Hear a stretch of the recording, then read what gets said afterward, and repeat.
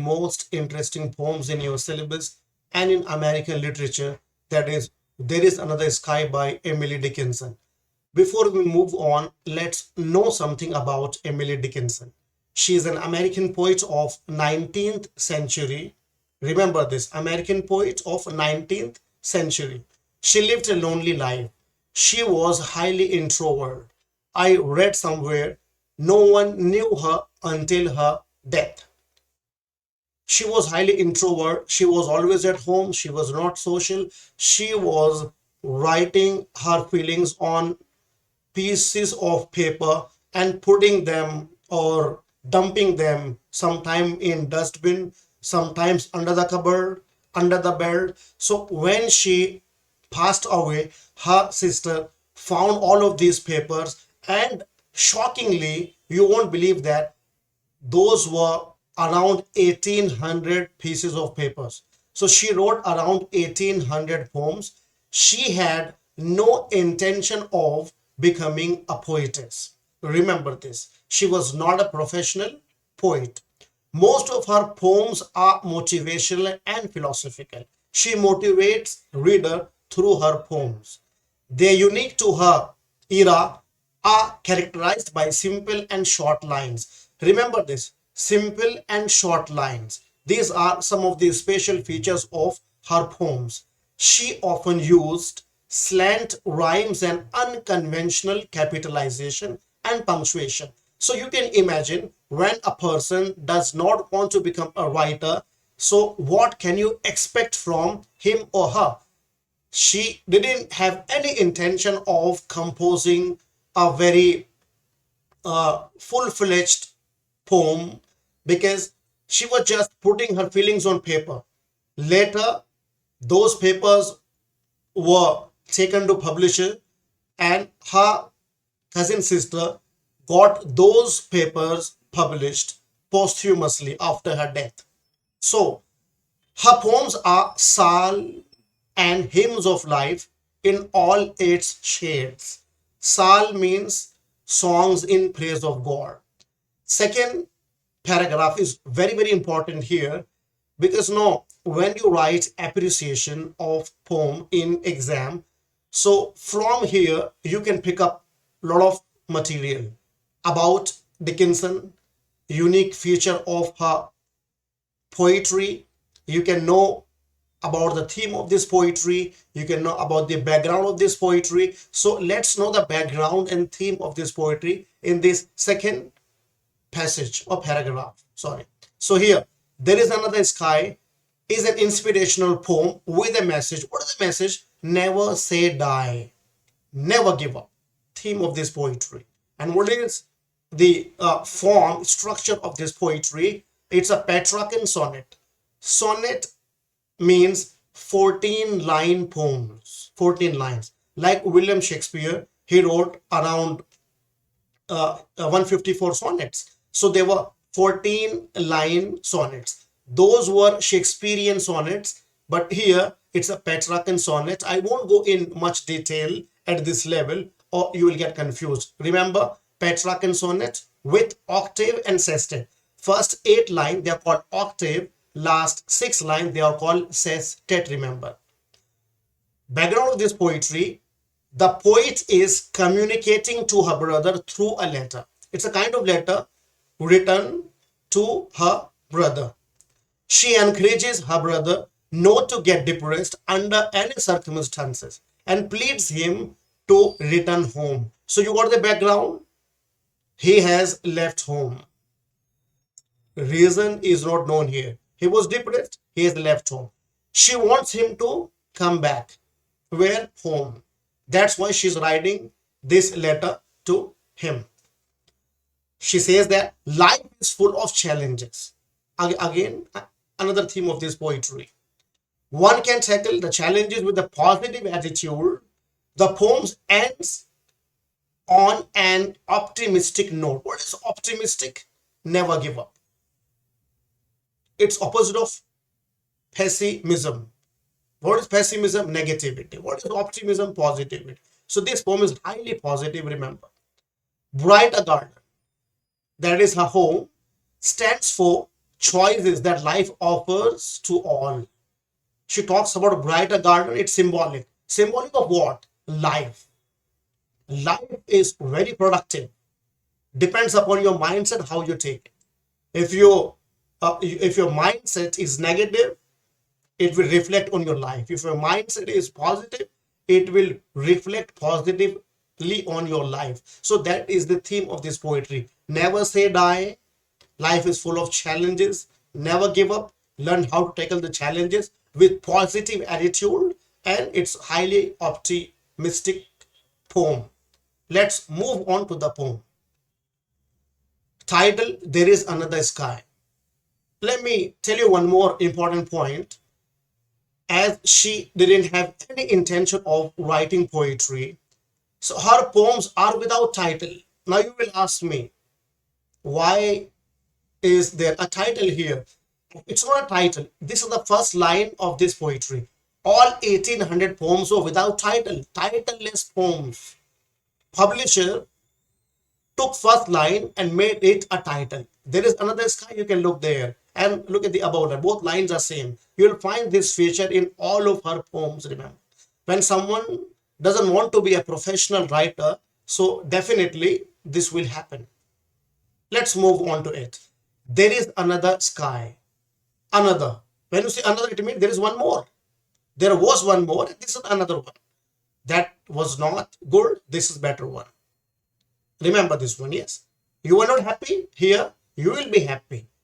She says that there is another sky, ever serene and fair. Serene means peaceful and calm. Fair, beautiful one. Remember, she is comparing two sides of life. Last one was bad, this one is better. Last one was not good, this is really worth living. Another sky, another opportunity, another chance in life, yes, to improve your future perspective. So that's why she says another sky. And this life which she's talking about is very peaceful, calm, lot of scope, lot of opportunities, and it's very beautiful one. Remember, you will enjoy here to the fullest. Then she says there is another sunshine. Let me show you the picture of serene life. Look at this beautiful picture. You see water, you see rocks, you see trees here with green leaves. Very, very good sight. Remember, you will really like to cherish or behold it for a long time. Why? Because you like it. This is the life she's talking about. She says, never give up, never say die. This life may not be good, but this doesn't mean this is the end of your life. You've got more opportunities, you've got new life coming on your way. Think about that, remember. And there is another sunshine. Last life was not brighter. This one is full of brightness. Brightness means happiness here.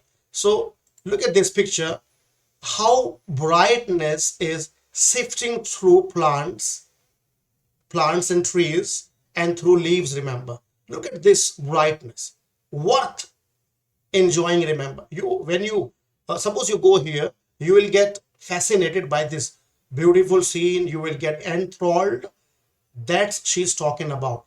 This life is not monotonous, this is not boring life, this is very cheerful, very happy, full of bliss. You will be overjoyed here.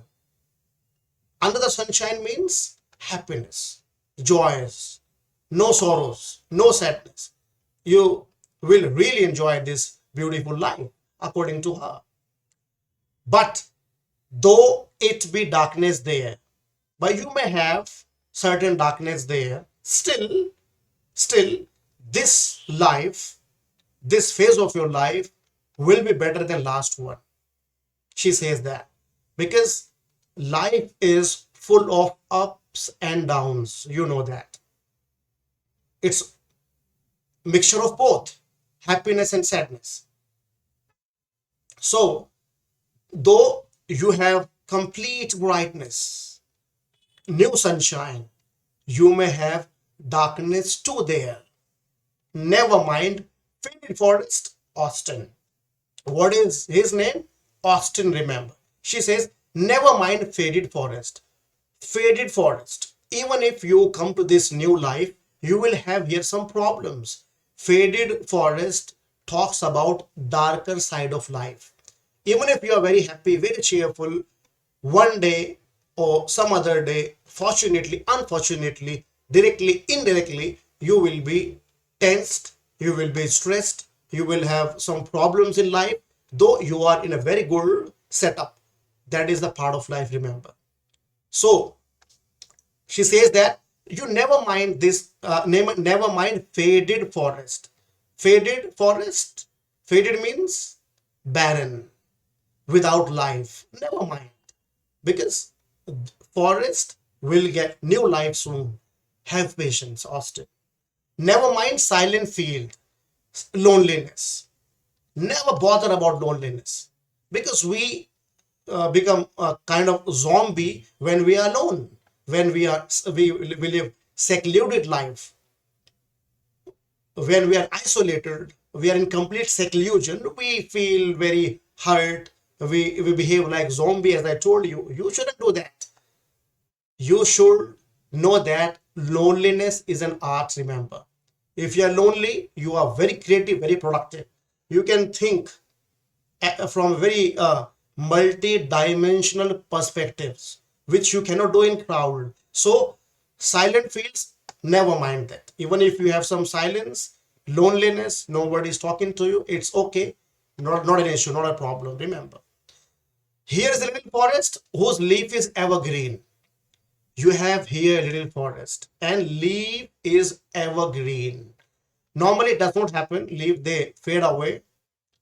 But she says that though this chance, this opportunity is very little one, but leaf is evergreen here. What is leaf stands for? It stands for happiness, contentment, remember, sense of satisfaction. You will find it here. Sense of gratification, you will find it here. Let me give you an example. You work somewhere, you have very huge company with without sense of gratification, without sense of job satisfaction, you will never enjoy that. But if you have a small company with full of satisfaction, job satisfaction, you will prefer second one. She says that this is the life she's talking about. Problems will be there, but you will have complete satisfaction here. This life is really worth living than the last one. Hope you are getting my point. Let's move on to the next part, that is sestet of this poetry. Here is a brighter garden. Brighter garden means life that offers different opportunities. Garden is there. It's very brighter one. Here you have a lot of opportunities. You can think a lot, work a lot. You will not be bored here. You will have different adventures here in this life than the last one. Where not a frost has been. She says that this garden is so bright that frost. What is frost? It has not covered it. Frost has not covered it, because frost, when you it is snow capped, all the plants and trees, when rocks valleys are snow capped, what happens? You won't be able to enjoy the lush green atmosphere. You will not be in you won't be able to enjoy what different colors and shades of garden. That's why she says that problems have not been here.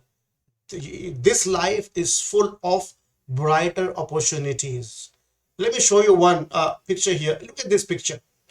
You have various flowers here, you have various plants and bushes and all that, but all look same. Life is not like that. Life has got various adventures, various opportunities. She is talking about that. She says that garden is so bright, you will enjoy all the colors. You will have a lot of opportunities. You don't have one, you have several. That's from this example. She tells him that life is very productive. It's very copious. You will have a lot of things here. Don't worry about anything. Then she says, In its unfading flowers. Frost has not been in its unfading flowers. Even the flowers are unfading. Unfading means they are very bright and colorful. Which garden would you prefer? If I take you to a garden that's not brighter one, you will feel bored, you will feel monotonous, but you will be very prosaic in that garden. But if I take you to a garden which is brighter, which is full of sunshine, full of colorful flowers, full of greenery, lush greenery, you will really enjoy that. That's why she says that this garden is brighter one. No frost. It means no hurdles, no problems here. And flowers are unfading. They'll give you complete happiness when you behold them, when you look at them. Next one, she says, I hear bright bee hum. Even the bright bee, honey bee, they are humming. Humming means creating certain sounds here. And this sound actually, it's a symbol of happiness here. She says that you've got opportunity, you have no problems here, you've got a colorful atmosphere. With that, even the music is also very melodious. Remember this.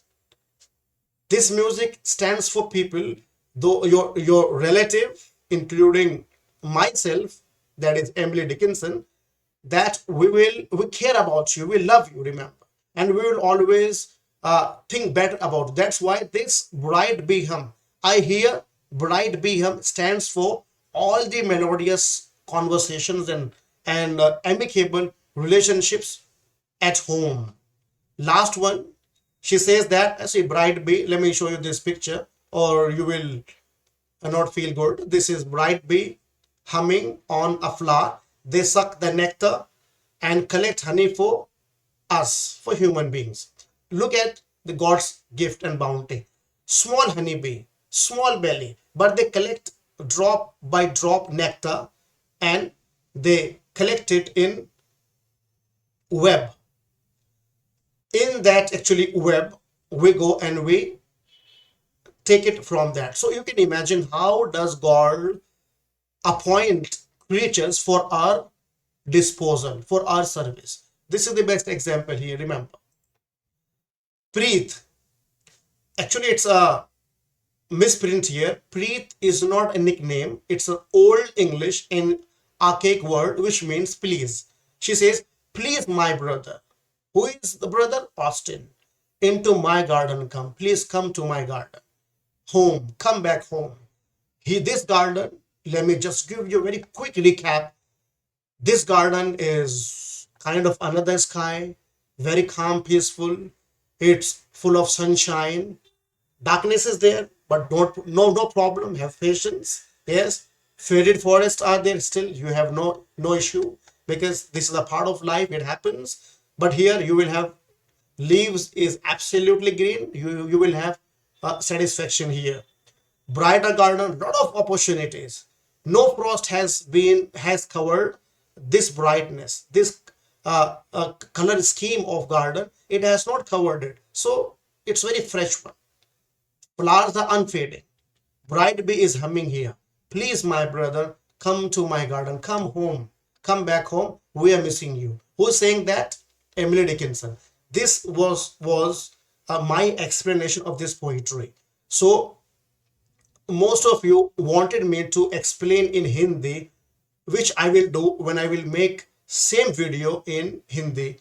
Don't worry about that. But this was for students who wanted me to make video in English. So I have done that. I've tried to very specific, very simple. I've used very simple vocabulary. I didn't use some tough words like supercalifragilisticexpialidocious. I didn't use that. Don't blame me for that. Yes, it was very simple poem which I've explained it. Now let's critically analyze it quickly. Then we will wind up. So critical appreciation of the poem. First one about the poet. We have Dickinson is an American poet of 19th century. She lived a lonely life. She is known as Queen Recluse. Queen Recluse. Recluse means loneliness. Queen of loneliness. Remember, this is same copied paste from your first part of this chapter. Next one about this poem. It's a motivational and philosophical poem. Poet is communicating to her brother through a letter. She encourages her brother not to get depressed under any circumstances and pleads with him to return home. Theme of this poetry, as I told you, first the second paragraph in that box was very crucial. That's from where only I have found this, from that small paragraph. It's an inspirational poem with a message: never say die, never give up. Life is full of challenges. One can tackle them with positive attitude. This poem talks about various choices and opportunities that life offer to all. Title, remember, Dickinson has titleless poems. The title, There Is Another Sky, is the first line of the poem. Language and poetic style. See, you have to decide. I'm giving my impression here. You may have very opposite impression. You may have something else in your mind, so you can put it down, put it on your paper. You cannot take my opinion, my impression. I just try to explain you in my own perspective. You can use your own perspective and write on a piece of paper. So language and poetic style, she makes use of clear-cut vocabulary, simple vocabulary. Style is highly imaginative. And why imaginative? Look at the imagination: another sky, another sunshine, bright bee hum, brighter garden, frost, unfading flowers, leaf always green. All of these are a part of imagination. And these are some of the imageries used by Emily Dickinson in this poetry. So, some poetic devices, mostly I will try to take figures of speech, and I have mentioned quotes, quoted some lines also here. So, you see, it's a Petrarchan sonnet. I told you in the beginning, I won't repeat it. Now, what is an alliteration figure of speech?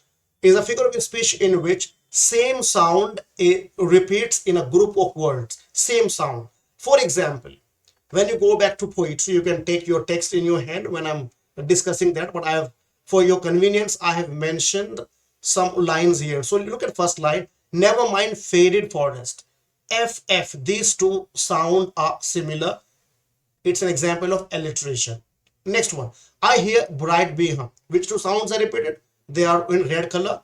B and B. These two sounds are repeated. Bright bee. Example of alliteration. Poetic device now. Sorry, another poetic device, that is figure of speech, inversion. What is inversion? Inversion is a figure of speech where order of words in the sentence is jumbled for poetic effect. For example, into my garden come. Grammatically, this order is not correct. Come into my garden, that's correct one. So they have jumbled the order of words. Come into my garden is the correct order. But what is here? Into my garden come. Into my garden. Preposition in the beginning, then pronoun, then noun, then verb.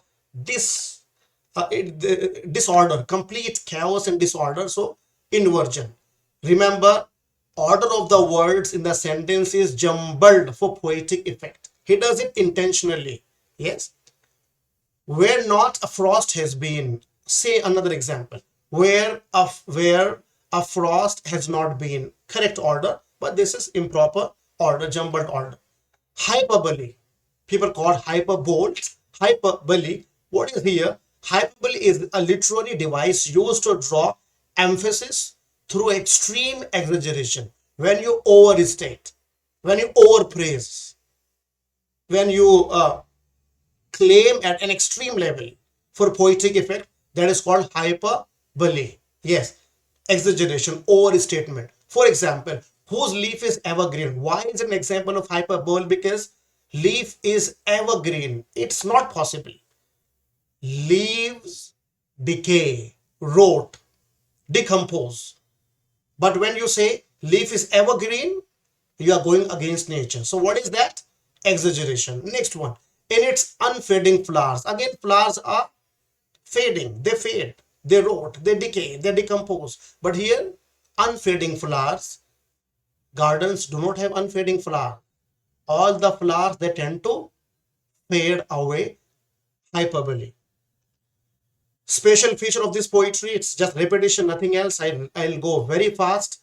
They are unique to her era and are characterized by simple and short lines. She often used slant rhymes and unconventional capitalization and punctuations. Her poems are psalm and hymns of life in all its shades. See, when you say unconventional capitalization, there are some M dashes in a poetry. Some dashes are there.